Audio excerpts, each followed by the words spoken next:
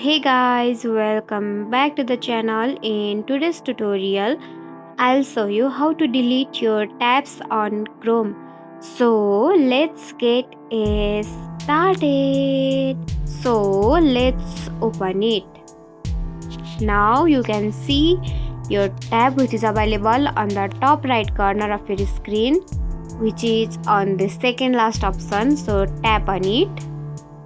Now you will see all your tab available here, and to delete your tab you should have to tap on tab and you will found option like close tab.